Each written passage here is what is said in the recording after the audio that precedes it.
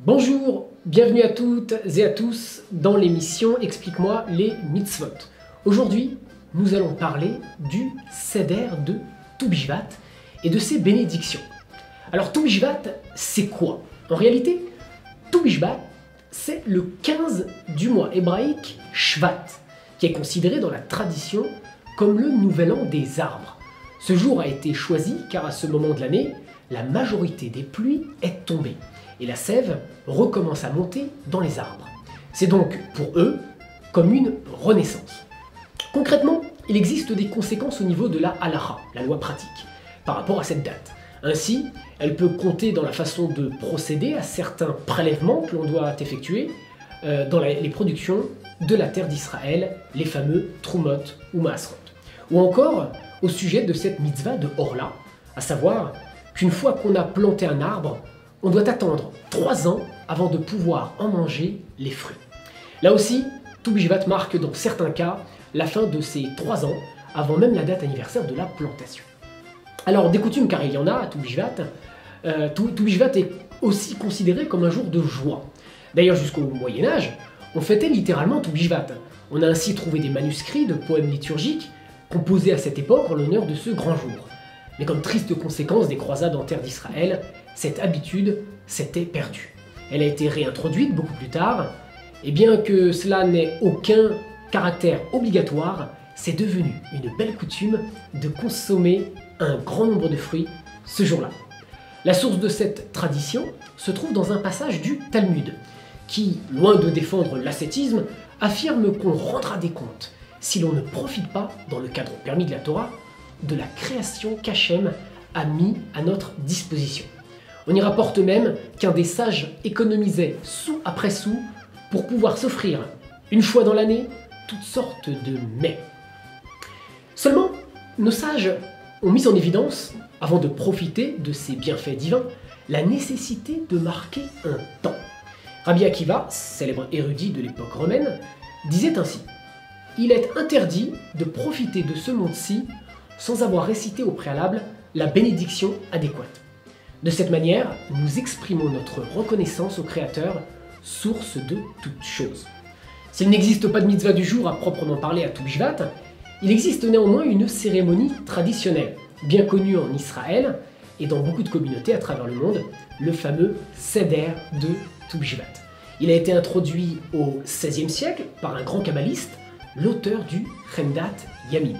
Il consiste en une dégustation en 15 étapes de 15 sortes de fruits, de céréales ou leurs dérivés comme le vin, accompagnés de la récitation de 15 psaumes.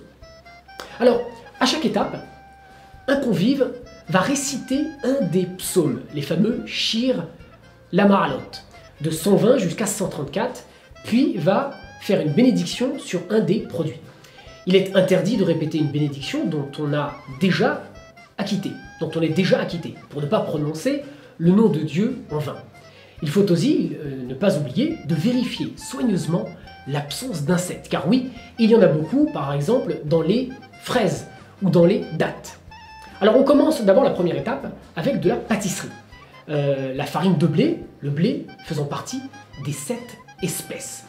On lit, pour commencer, le psaume 120 et on récite la bénédiction sur le gâteau. Baruch ata Hashem, Elokeinu melech haolam, boré miné mezonot. Loué sois-tu Hashem, notre Dieu, roi de l'univers, qui crée les différentes sortes d'aliments. Ensuite, on passe à la deuxième étape et l'on prend l'olive, qui fait partie elle aussi des 7 espèces. On lit le psaume 121 et on a l'habitude, le chef de famille, d'offrir des olives aux garçons et de dire le fameux psaume qui dit « Tes fils comme des plants d'olivier autour de ta table ». On récite ensuite la bénédiction « Baruch ata Hashem, Elokeinu melech haolam, boré peri haetz ». Loué sois-tu Hashem, notre Dieu, roi de l'univers, qui crée le fruit de l'arbre. Ensuite, la troisième étape, c'est de prendre une date. Elle fait aussi partie des 7 espèces. On lit à ce moment-là le psaume 122. La quatrième étape, c'est le vin ou le jus de raisin qui fait elle aussi partie des 7 espèces. On lit à ce moment-là le psaume 123. Et chacun lève la coupe et prononce la bénédiction. Baruch ata Hashem, Elokeinu melech haolam, boré peri hagefen. Loué sois-tu Hashem, notre Dieu, roi de l'univers, qui crée le fruit de la vigne. Alors on peut aussi offrir du raisin à son épouse, c'est une tradition. Et le chef de famille lui dit, le fameux psaume 128, verset 3, « Ta femme sera comme une vigne féconde dans l'intérieur de ta maison. » On passe ensuite à la 5e étape, et l'on prend à ce moment-là une figue, qui fait encore partie des 7 espèces. On lit à ce moment-là le psaume 124, et ensuite on peut directement manger la figue, sans réciter bien évidemment de bénédiction, puisque l'on a déjà récité la bénédiction sur les fruits de l'arbre. On passe à la 6e étape, et l'on mange ici une grenade. Elle fait aussi partie des 7 espèces. On lit, avant de la consommer, le psaume 125. La 7e étape, on prend un autre fruit de l'arbre, selon la disponibilité, et à ce moment-là, on lit le psaume 126. Après avoir consommé les fruits des 7 espèces, on suivra l'ordre que l'on souhaite pour les autres fruits de l'arbre. On utilisera, si possible, un étrog confit, provenant du bouquet du loulav de Sukkot, et spécialement préparé à cette intention. La 8e étape, c'est encore un autre fruit de l'arbre, la pomme par exemple, et l'on lit à ce moment-là le psaume 127. La 9e étape, on prendra par exemple une amande, un autre fruit de l'arbre, pour réciter le psaume 128.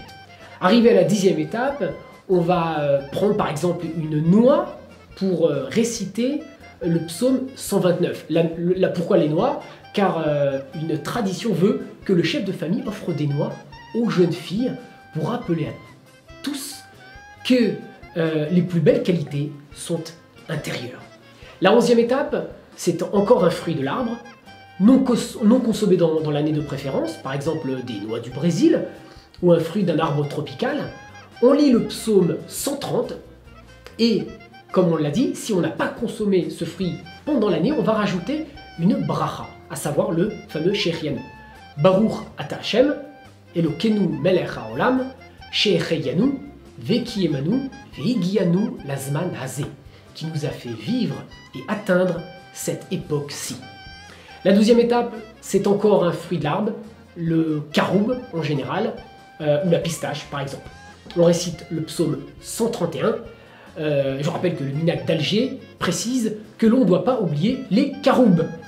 3e étape, c'est un produit de la terre maintenant. Le melon par exemple, ou la tomate, si on n'a pas de fruits de la terre.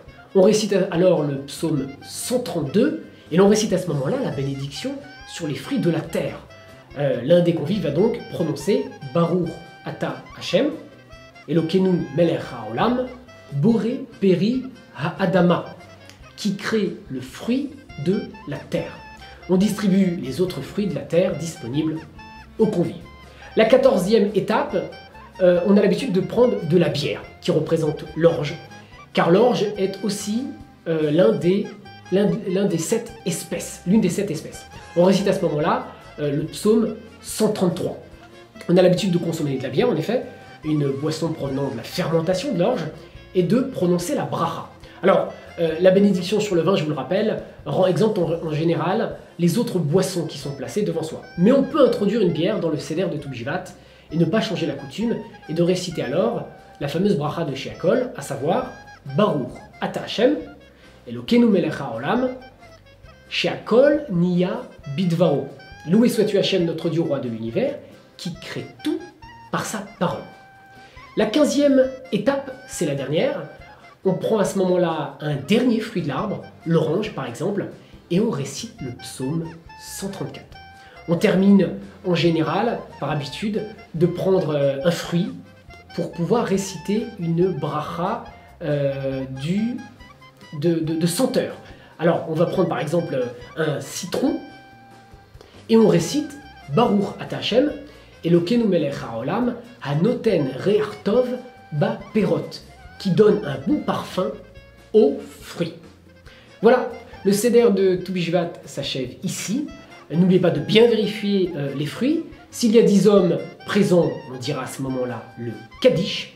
N'oubliez pas de réciter aussi les bénédictions finales sur la nourriture, après avoir consommé la quantité requise de vin, de pâtisserie, de l'un des fruits suivants, le raisin, la grenade, figue, olive, date, qui sont les 7 fruits d'Israël, pour pouvoir réciter la fameuse bracha Anéhéni. C'est la fin de notre émission, explique-moi les mitzvot, joyeux nouvel an des arbres, Toubishvat Sameach, et à bientôt.